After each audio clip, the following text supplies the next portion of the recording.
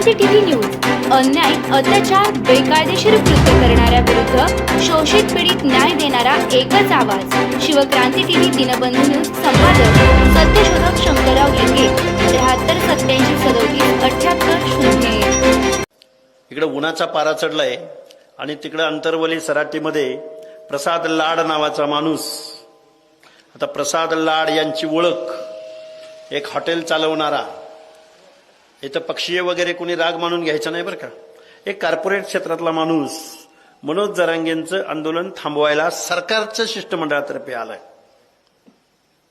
मागण्या काय आहेत, आंदोलन काय आहे आणि कोण माणूस आलाय? एखाद्या सर्वोच्च न्यायालयाचा, उच्च न्यायालयाचा निवृत्त न्यायाधीश आला असता तरी समजून घेतलं असतं, एखाद्या आयोगाचा अध्यक्ष आला असता तरी समजून घेतलं असतं, एखादा विचारवंत आला असता तरी समजून घेतलं असतं, एखाद्या न्यायिक पदावरती पदसिद्ध असलेला माणूस आला असता तरी समजून घेतलं असतं. एखाद्या काय म्हणजे काय महाराष्ट्राच्या मुख्यमंत्र्यांनी काय म्हणून लाड साहेबांना पाठवलंय आणि ते म्हणतायत की अंतरवली सराटी हे आमचं आता ऊर्जास्थळ आहे. आणि मग अंतरवली सराटीचा माणूस यांच्यासाठी काय आहे याचं एकदा आम्ही सगळ्या मंडळींनी चिंतन मनन केलं पाहिजे. आज स्वयंदेव गावामध्ये ही जी सभा होती, या सभेला माणसं किती आहेत काय आहेत याच्यापेक्षा वाघसाहेब या सभेला आलेली मंडळी, आता आम्ही माणसं आहोत, आम्ही कारखानदाराची पोरं नाही आहोत, आम्ही आमदार खासदारांच्या कुटुंबामध्ये जन्माला आलेलो नाही आहोत, पण आम्ही ओबीसीचा विषय घेऊन महाराष्ट्रामध्ये जातोय. खरात साहेब, स्वर्गीय लोकनेते गोपीनाथराव मुंडे साहेबांनी, बघा मी काय सांगतोय, स्वर्गीय गोपीनाथराव मुंडे साहेबांनी 6 मे 2010 तारीख लक्षात ठेवा. तारीख यासाठी सांगतोय की युट्यूबला गेला तर तुम्हाला ते टाकता आलं पाहिजे आणि ते पाहता आलं पाहिजे. 6 मे 2010 रोजी संसदेमध्ये लोकनेते गोपीनाथराव मुंडे यांनी ओबीसींची जातनिहाय जनगणना झाली पाहिजे, ओबीसींचे हक्क अधिकार टिकले पाहिजेत, ओबीसींना न्याय मिळाला पाहिजे या प्रश्नावरती देशाच्या सर्वोच्च सभागृहामध्ये भाषण केलेलं आहे. ते भाषण तुम्ही जर ऐकलात तर मग आत्ताचे ओबीसीचे नेते सगळेच, बरं का, मी काही कोणाला टीका करायला इथं नाही आलो, तर आत्ताचे ओबीसीचे नेते आपल्या आपल्या पक्षामध्ये काय भूमिका घेतात याचं चिंतन मनन आम्ही केलं पाहिजे. 2010 साली गोपीनाथराव मुंडेंनी 6 मे 2010 साली जे संसदेत भाषण केलं, नुसतं भाषण करून थांबले नाहीत. त्यानंतर 2011ला जनगणना होणार होती, आत्ताचीच परिस्थिती त्यावेळी होती, त्यावेळी संसदेला घेराव घातला होता. त्या संसदेला स्वर्गीय गोपीनाथराव मुंडेंनी, आता नवनाथाबांनी सांगितलं, स्वर्गीय गोपीनाथराव मुंडे साहेबांनी त्या संसदेला घेराव घालणाऱ्या रामविलास पासवान, लालू प्रसाद यादव, समीरजी भुजबळ ह्या सगळ्यांच्या खांद्याला खांदा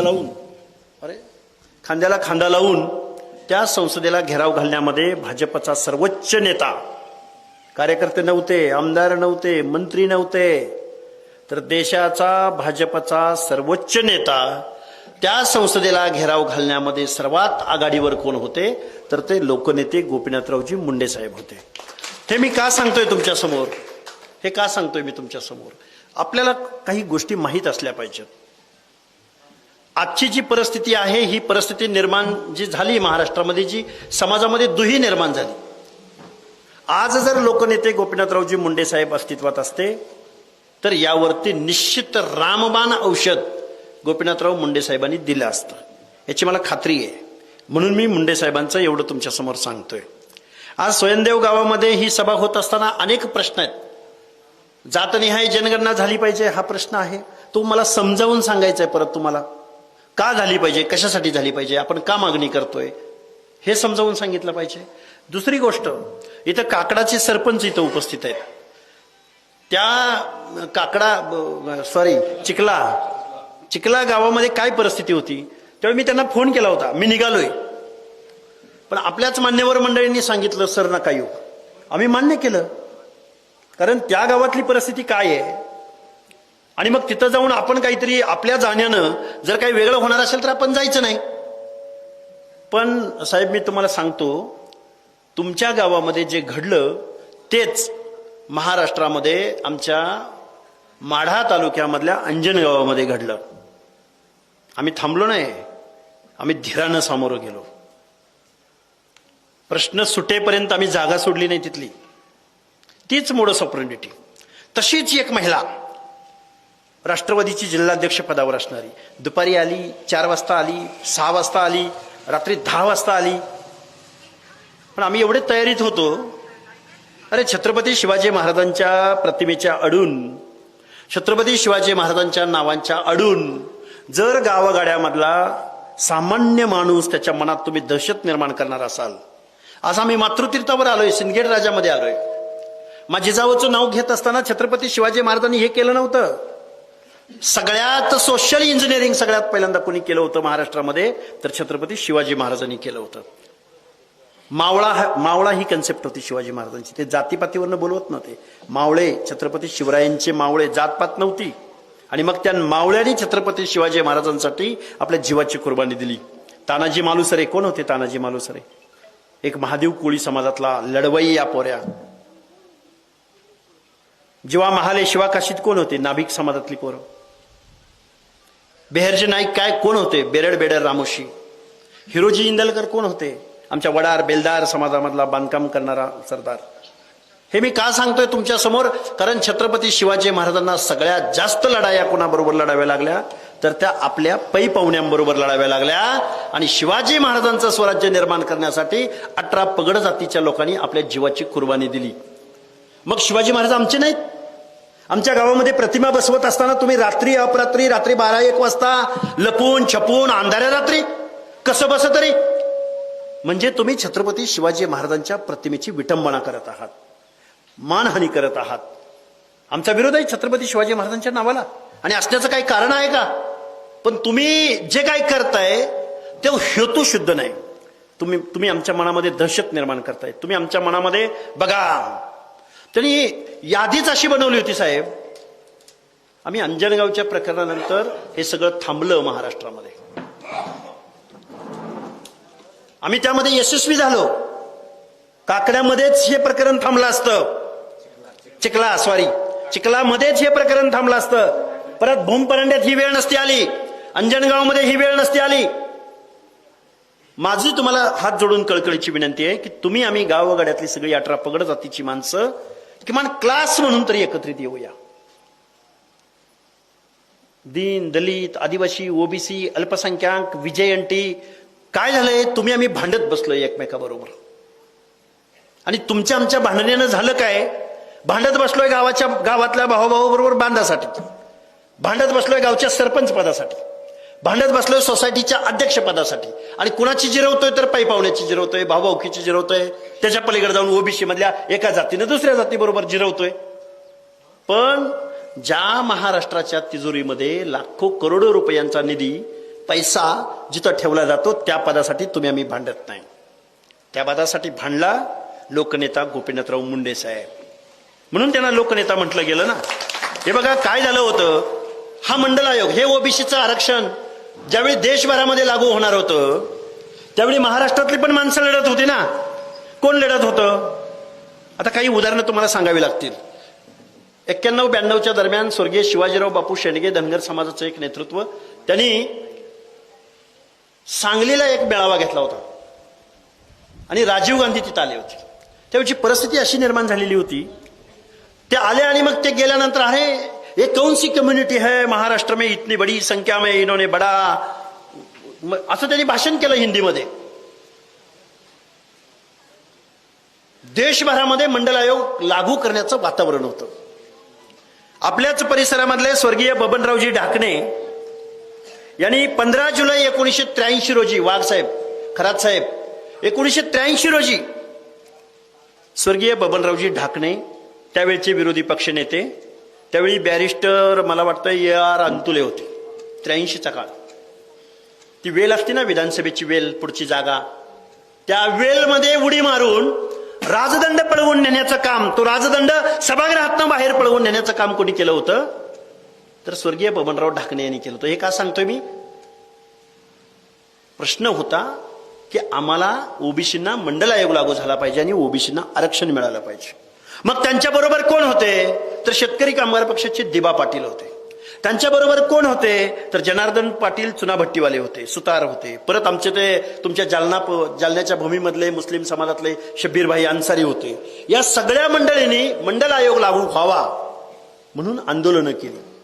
त्यावेळी आता मी जबाबदारीने बोलतोय खरात साहेब, त्यावेळी या महाराष्ट्रामधले आम्हाला ओबीसीचं आरक्षण पाहिजे म्हणणारी माणसं कुठं होती?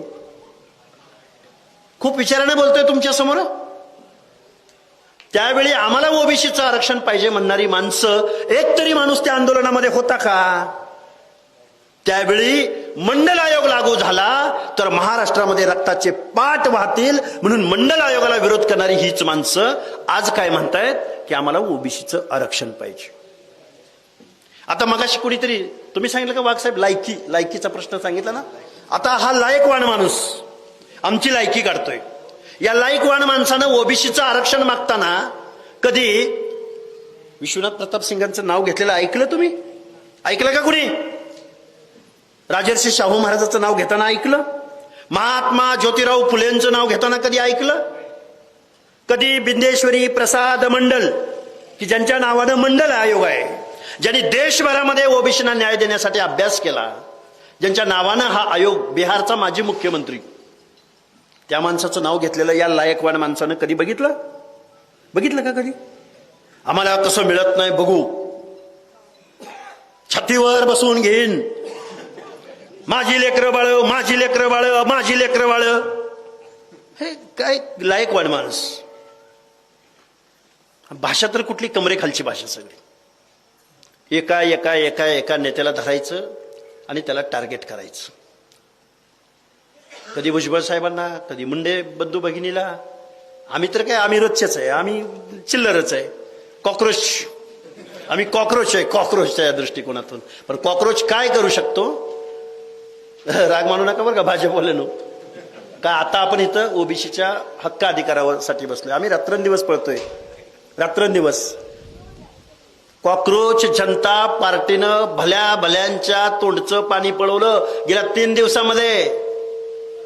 एक पोरगा अमेरिकेत बसलाय, माझ्या छत्रपती संभाजीनगर मधलाय, जर्नलिझमचा अभ्यास करताय. त्यानं फक्त आपल्या पेजवर टाकलं हिंगोली तालुक्यातलं. अरे वा, बघा, आपल्याच भूमीतलं आहे, एकदम सामान्य घराला. आई वडील टेन्शन मध्ये आलेत. पोरग स्कॉलरशिप म्हणजे तो अभ्यास करायसाठी कर्ज काढून तिथं गेलंय.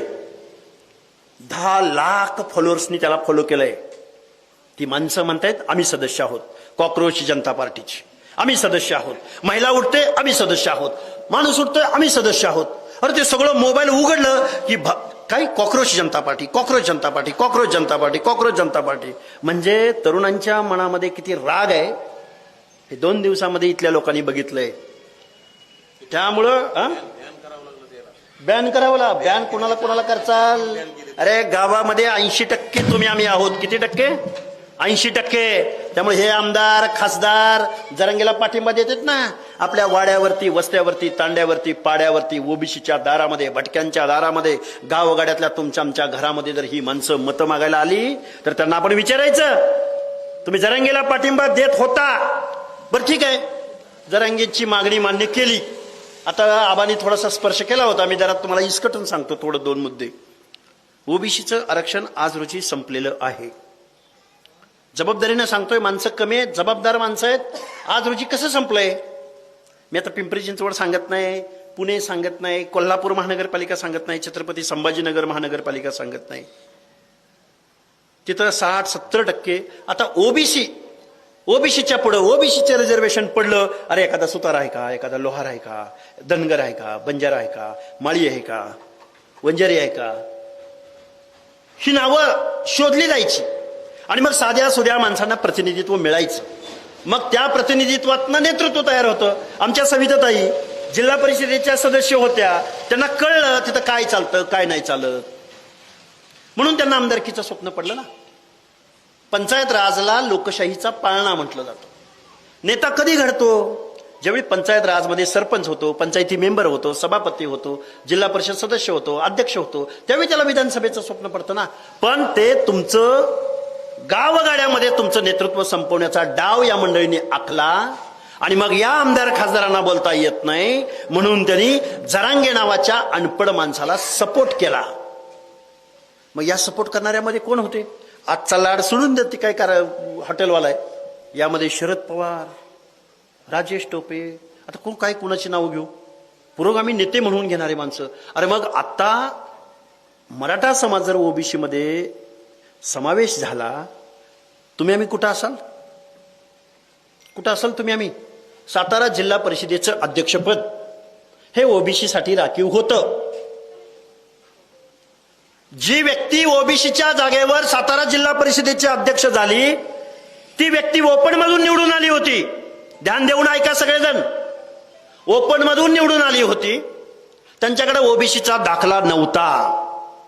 ज्या दिवशी निवड होती सकाळी 11 वाजता त्यांनी कुणबीचं सर्टिफिकेट काढलं आणि दुपारी 1-1:30 वाजता त्या सातारा जिल्हा परिषदेच्या अध्यक्ष झाल्या. नवरा शिवसेनेचा आणि बायको भाजपची.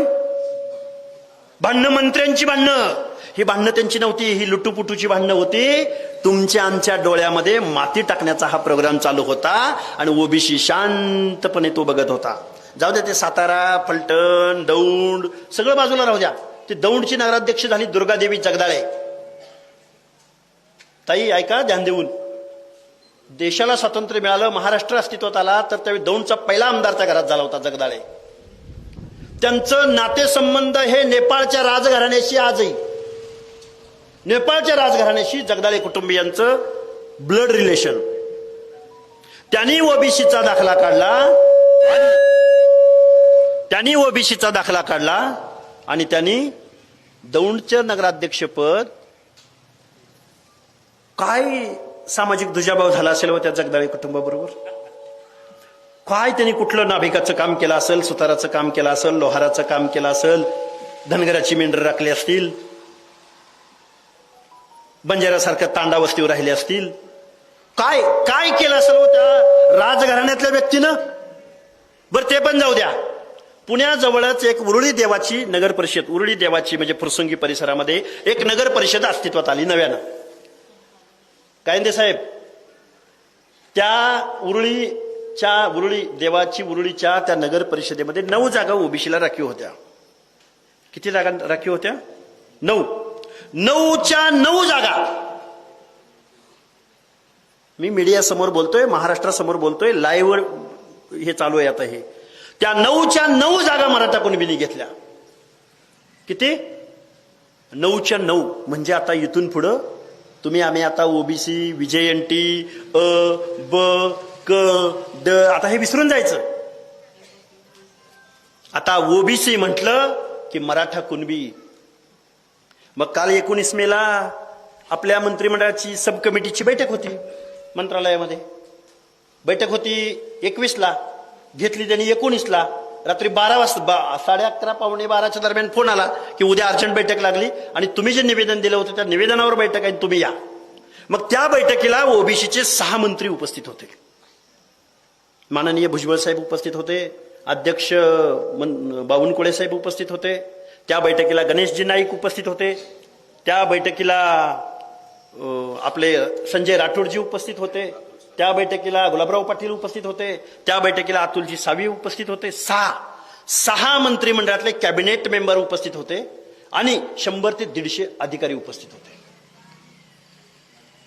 जिथं कॅबिनेट झाली तिथंच आमची सब कमिटीची बैठक झाली.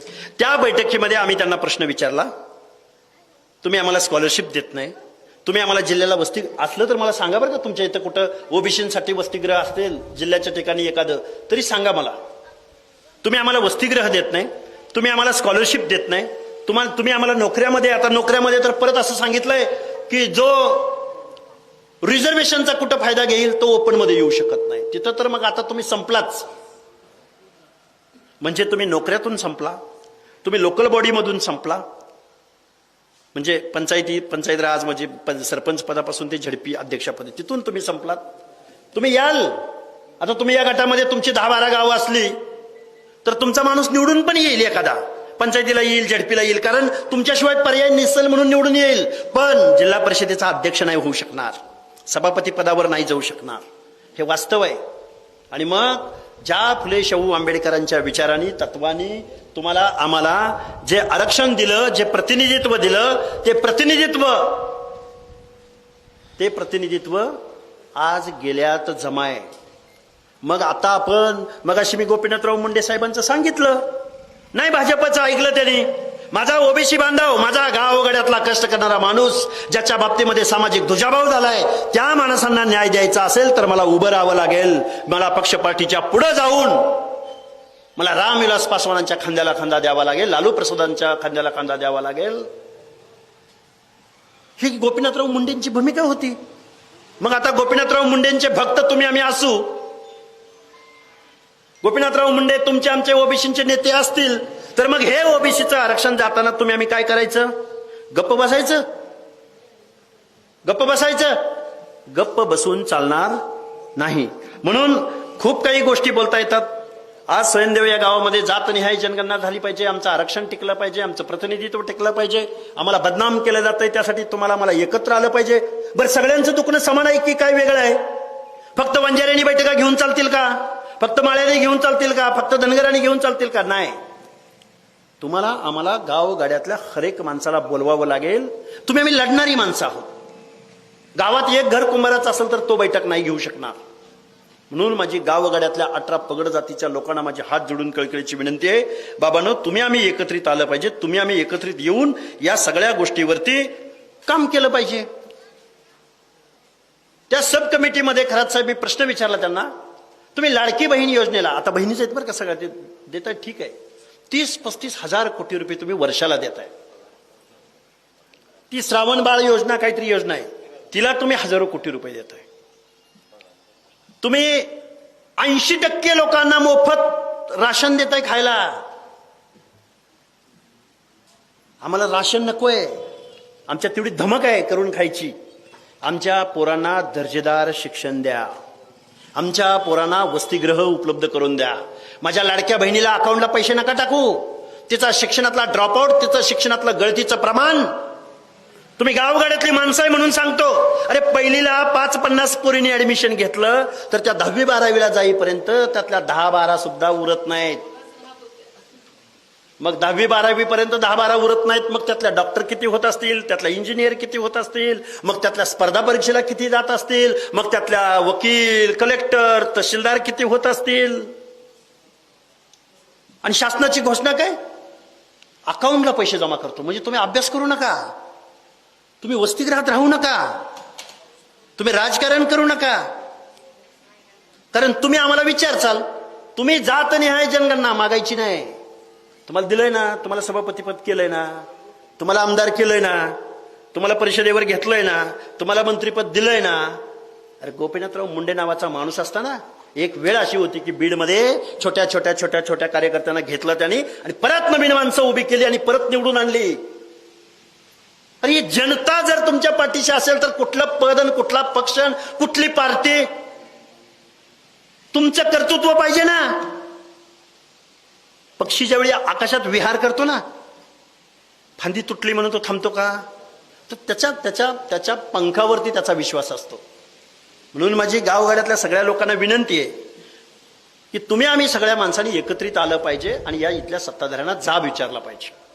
आजच वाघ साहेब, आजचं आंदोलन जरांगेचं सांगतो, आता आपण त्याला किती नालायक म्हणलो, अडगळ म्हणलो, काही म्हणलो, त्यानं आंदोलन जाहीर केलं आणि स्वर्गीय अण्णासाहेब पाटील आर्थिक विकास महामंडळाला 750 कोटी रुपये जाहीर केले आणि त्या 750 कोटी रुपयांपैकी 150 कोटी रुपये आजच वर्ग केले. कशामुळं? जरांगेच्या सांगण्यामुळं नाही. इथल्या राज्यकर्त्या लोकांना फक्त झुंड कळते, झुंड. इथल्या राज्यकर्त्या लोकांना सभेला माणसं किती जमली हे कळतं. इथल्या राज्यकर्त्या लोकांना मुंबईला जाऊन मुंबईच्या वेशीवरती इथल्या व्यवस्थेला वेटीस कोण धरतो ते कळतं. आता फुले शाहू आंबेडकर अस्तित्वात नाहीत, आता गोपीनाथराव मुंडे अस्तित्वात नाहीत. का नाव घेतो मी सारखं तुम्हाला? कारण भगवानगडावर गेलं तर ऊसतोड मजुराच्या खांद्यावर हात ठेवावा, मुंबईला साताऱ्याला गेलं तर उदयन महाराजांच्या खांद्यावर हात ठेवावा. एका बाजूला छत्रपती शिवाजी महाराजांच्या वंशजाला म्हणावं, मी तुला आमदार करतो, मी तुला मंत्री करतो, आणि दुसऱ्या बाजूला म्हणावं गावगाड्यातल्या पाशा पटील, महादेव जानकर, सदाभाऊ खोत, कुण किती नावं घेऊ, किती माणसं आमदार केली या माणसानं. ते म्हणायचे माझ्याकडे जादू काय, जादूची काय छडी आहे म्हणायचे. कारण मी एक कार्यकर्ता आहे, मी भुजबळ साहेबांना मानतो, मी मुंडे साहेबांना मानतो, मी बाळासाहेब आंबेडकरांना मानतो. गावगाड्यातल्या 18 पगड जातीची भाषा बोलणारी माणसं अरे सुशिक्षित आहेत. 200, 300, 400 जातींची भाषा ते बोलतात. ते कधी एका जातीची भाषा बोलत नाहीत. बाळासाहेब बोलले कधी? हे का बोलतोय मी तुमच्या समोर? तुमची आमची माणसं 300, 400 जातीचं नेतृत्व करून सुद्धा, संविधानाला प्रमाण मानून सुद्धा, एकमेकाच्या हिताची भाषा बोलून सुद्धा हीच माणसं बदनाम केली जातात. याच माणसांना टार्गेट केलं जातं.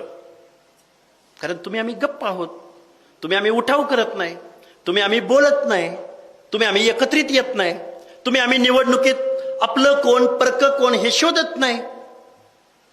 म्हणून माझी तुम्हाला हात जोडून कळकळीची विनंती, आता काय आहे, आता तुम्ही शेतकरी माणसं आहे, आता काय वापसा नाही, पाऊस पडला नाही, आता काय पेरायची लगबग नाही, तरी पण आम्ही सुटलोय.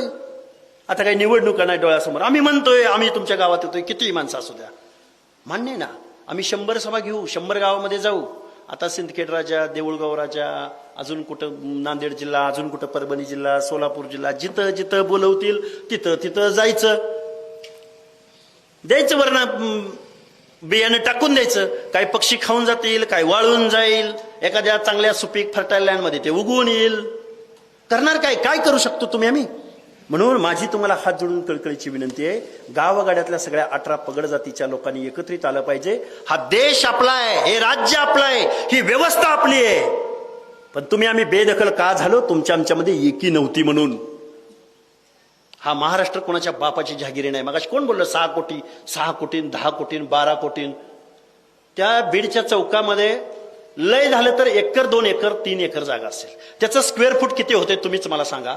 त्या स्क्वेअर फुटामध्ये एक माणूस उभा राहिला तर त्याला किती स्क्वेअर फुटाची जागा लागते तुम्हाला आकडा सांगा. आणि मग 1 कोटी माणसं जमली. किती? 1 कोटी माणसं जमली. कोटीशिवाय 10 लाख, 10,000 सोडा हो, 5,000 माणसं बसत नाहीत. पण वेटीच धरली ना इथली व्यवस्था. हे अपेक्षित नव्हतं संविधानाला, हे अपेक्षित नव्हतं बाबासाहेबांना, हे अपेक्षित नाही लोकशाहीला. मग अशी कोणतरी बोललं की इकडे कुणबी सगळे ओबीसी मध्ये आहेत. आता मी तुम्हाला सांगतो, समजावून सांगतोय, जबाबदारीने बोलतोय, वास्तव बोलतोय, लोकशाही संविधानाला काय अपेक्षित होतं ते बोलतोय. डॉक्टर बाबासाहेब आंबेडकरांनी 1946ला हू वेअर दी शुद्राज नावाचा ग्रंथ लिहिला. आणि त्या ग्रंथाच्या प्रस्तावनेमध्ये, त्या ग्रंथामध्ये उल्लेख केला की कास्ट वाईज सेन्सस झाला पाहिजे, जातनिहाय जनगणना झाली पाहिजे. ती जातनिहाय जनगणना का झाली पाहिजे हे पण मी तुम्हाला सांगतो, अगदी थोडक्यात अपिलिंग भाषेमध्ये सांगतो. हू वेअर दी शुद्राज मध्ये बाबासाहेबांनी 1946ला मागणी केली. सातासमुद्रा पलीकडून आलेल्या इंग्रजांनी इथं जातनिहाय जनगणना केली. 1870ला केली, 71ला केली, 1881ला केली, 1891ला केली, 1901ला झाली, 1911ला झाली, 1921ला झाली, 1931ला झाली. आणि तिथून पुढं जातनिहाय जनगणना झाली नाही. आणि त्या जरी इंग्रजांनी जातनिहाय जनगणना केल्या नसत्या तर जरांगे आज 6 कोटी म्हणतोय ना, तो म्हणला असता 8 कोटी मराठी आहेत, 10 कोटी मराठी आहेत, 2च कोटी ही बाकीची माणसं आहेत. म्हणजे सातासमुद्रा पलीकडून आलेल्या माणसांनी, आता जरा इसकटून सांगतो, वेळ आहे ना तुम्हाला 5-10 मिनिटं. तिकडून आलेल्या माणसांनी तुमची इंच आणि इंच जमीन मोजली, तुम्हाला सज्जा दिला, तुम्हाला काय ते इंडियन पिनल कोड दिला, पोस्ट ऑफिस दिलं, तुम्हाला वाचायला लिहायला शिकवलं, तुम्हाला माणसात आणलं, तुम्हाला माणूस म्हणून जगलं पाहिजे हे सांगितलं, महिलांना हक्क अधिकार देण्याचा प्रयत्न केला. रिझर्वेशन कुणाची भावना आहे?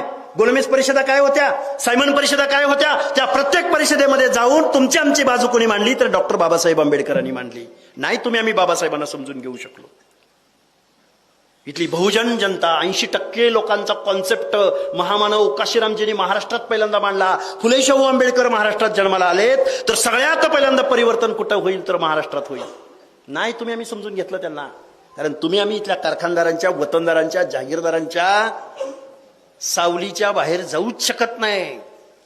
दादा आलतं आमच्या पोत्यावर बसलं होतं, बाबा आलतं आमच्या लग्नात खांद्यावर हात ठेवला, काका आलतं त्यांनी मला सरपंच केलं, सरपंच मी सरपंच, आमचं हाड सुद्धा वाटलं नाही. अरे गुलामगिरी करायची, किती प्रामाणिकपणानं गुलामगिरी करताय. हीच गुलामगिरी. हे काय का सांगतोय मी तुमच्या समोर? गावच्या ग्रामपंचायतीच्या कार्यालयात तुमच्या आमच्या हिताचा कायदा लिहिला जात नाही. वाघ साहेब, जिल्हा परिषदेमध्ये तुमच्या आमच्या हिताचा कायदा लिहिला जात नाही. ग्रामपंचायतीत फार तर रस्ता कर, दिवाबत्ती कर, पत्र उडालंय शाळेचं, पत्र बसवू. ज्या मुंबईच्या राजधानीमध्ये तुमच्या आमच्या खिशातनं जे पैसे गोळा होतात, ती तिजोरी त्या मुंबईच्या विधान भवनामध्ये ठेवली, मंत्रालयामध्ये ठेवली. तिथून ठरतंय की कुणाला किती पैसे द्यायचे. जरांगेंनी आंदोलन केलं, 750 कोटींची देवेंद्र फडणवीस साहेबांनी घोषणा केली. तुमच्या पोरांना स्कॉलरशिप मिळत नाही, तुम्हाला वसतिगृह मिळत नाही, महाज्योतीला निधी मिळत नाही.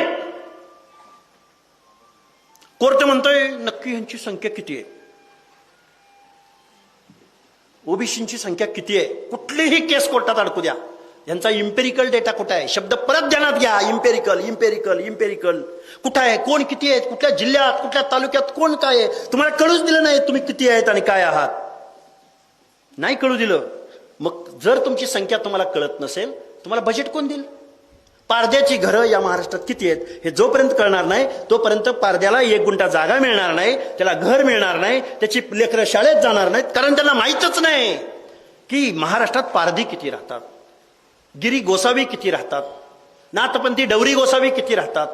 गावगाड्यामधला, आता तुम्ही आम्ही तर गावगाड्यात जागा तर करून थांबलोय. तुमची आमची लेकरं कुठेतरी शिकतायत. तरी मगाशी कोणीतरी सांगितलं की आपला आजोबा कलेक्टर असला तर त्याचा नातू बितू कुठेतरी बाग बेग नाहीतर ट्रॅक्टर चालवायला लागलेला असेल.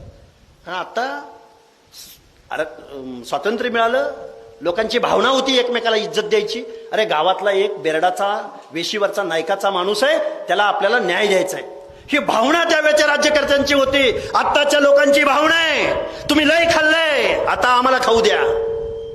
अरे तुम्ही अख्खा महाराष्ट्रच खाल्लाय, त्याचं काय?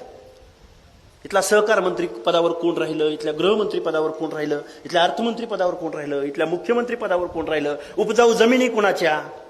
बाबासाहेब म्हणायचे आभाळातनं पडलेल्या पाण्यावर, हवेवर आणि इथल्या नैसर्गिक संसाधनावर सगळ्या जीवांचा समान हक्क आहे. मिळाला तुम्हाला मला हक्क? मिळाला? बरं, हक्काची भाषा सोडा, मान सन्मान इज्जत मिळाली. कोण म्हणतंय वड्या वगलीचं, कोण म्हणतंय धनगार ठुकून काढा, बडवून काढा. काल परवा जबाबदारीने सांगतो, माझ्याकडे तो फोन नंबर सुद्धा आहे. मला म्हणला हके सर, म्हणलं तुम्ही लय आरक्षणाबद्दल बोलताय. म्हणला काय बोलला? आरक्षण का बरं दिलंय? म्हणलं आरक्षण आम्हाला मी पाहिजे की. म्हणला नाही. म्हणलं बाबा असं असं आहे. जरा चांगलं बोलत होता तो. काय बोलला माहितीये का? ह्या आरक्षणामुळं म्हणला गाढवं पुढं चालले तीन घोडं मागं राहिल्यात. म्हणला म्हणजे तुम्ही आम्ही गाढवं. ही भावना आहे आरक्षणाकडे बघण्याची लोकांची. कुणालाही जाणून घ्यायचं नाही, कुणालाही इतिहास बघायचा नाही, कुणालाही इथला दुजाभाव बघायचा नाही. बाबासाहेबांनी खोती विरुद्ध एक मोर्चा काढला होता स्वातंत्र्यपूर्व कालखंडामध्ये कोकणामध्ये. मग त्या रत्नागिरीच्या, सिंधुदुर्गच्या, रायगडच्या भागामध्ये वतनदाराच्या जमिनीवर कुणबावा करणारे कुणबी होते. ध्यान देऊन ऐका सगळे. कुणबी कोण? वतनदाराच्या जमिनीवरती तो लंगोट घालून त्या बायकांना घोळदार साडी नेसायला परवानगी नव्हती. त्या कुणबावा करणाऱ्या कुणब्यांना हीन पद्धतीची वागणूक दिली गेली. म्हणून बाबासाहेब बोलले की ह्या कुणब्यांना सुद्धा तुम्हाला काय करा, ओबीसीचं आरक्षण द्या. ह्या भाकरांनी कुणब्याचा अर्थ काय घेतला? तुकाराम महाराज गातेमध्ये म्हटले होते, बरे झाले देवो कुणबी केलो, नाही ते असतो नाही तरी असतो, दंबेची मेलो, तो एक उतारा काढला, आम्ही सुद्धा कुणबी. अरे स्वतःच्या 100 एकर जमिनीत लेकरं बाळ स्वतः जाऊन कसतोय, खातोय, संध्याकाळी घरी येतोय. तुझ्या बाबतीत कुठला दुजाभाव झाला? तू कुणबी, आम्ही हैदराबाद गॅजेटमध्ये आणि आम्ही कुठलं सातारा गॅजेटमध्ये. अरे तुझी नोंद आहे, रेव्हेन्यूची नोंद आहे, तिथं शेतसारा भरल्याची नोंद आहे, पण त्या गॅजेटियर मध्ये असं कुठं लिहिलंय की मराठा बांधव हा मागास आहे, त्यांच्या बाबतीमध्ये सोशल डिस्क्रिमिनेशन झालं असं लिहिलंय त्या गॅजेटियरमध्ये? नाही लिहिलं. इथलं सरकार मताला घाबरतंय, इथलं सरकार झुंडीला घाबरतंय, इथलं सरकार मग तो त्यांचे नेते, आपले नेते, ओबीसीचे आमदार, सत्तेतले आमदार, त्यांचे खासदार, आपले खासदार, सगळी माणसं, कोणीही गावगाड्यातल्या शेवटच्या घटकामध्ये जो एक घर आहे गावातलं, जो आजही सामाजिक न्यायाच्या प्रतीक्षेमध्ये आहे, त्या माणसाचं ऐकायला तयार नाही. हे वास्तव आहे. हे कोण समजून घेणार? कुठेतरी आता बघा ती यादी बघितली, युपीएससीच्या यादीमध्ये पोरं दिसायला लागलेत, आता आपली एमपीएससीच्या यादीमध्ये दिसायला लागलेत, आमदार खासदार ताकदीनं पुढे यायला लागलेत. ओबीसी मध्ये फूट पाडली जाणार आहे. पहिलं धनगरांना बाजूला काढा. एसटी हाके, एसटीवर का बोलत नाही? तुझ्या जातीचं बघ, ही बघा, तिला एक माणूस काय म्हणतोय, ह्याच्या जातीचं बोलत नाही, ह्याच्या जातीचं बोलत नाही, ह्याच्या जातीचं बोलत नाही, ओबीसीवर बोलतोय, ह्याच्या जातीचं बोलत नाही. अरे धनगर ओबीसी मध्ये नाही, ओबीसी मध्ये सगळ्यात जास्त क्वांटम ऑफ धनगर घेतो. त्याच्या लोकसंख्ये काय ठरला असेल त्यावेळी विजय एनटी डी मध्ये. हा म्हणतो ह्याच्या जातीचं ह्यानं बघाव की, म्हणजे मला बाजूला काढायचं. त्याने आंदोलन पण उभं केलं. बघितलं तुम्ही सगळ्या माणसांनी, ज्याची विचाराची आणि गावगाड्यातल्या व्यवस्थेमधल्या हर एक माणसाची, संविधानाची, कार्यकर्त्याची मांड पक्की आहे. त्याला असल्या गोष्टींनी फरक नाही पडत. आम्ही आलो इथं संध्याकाळी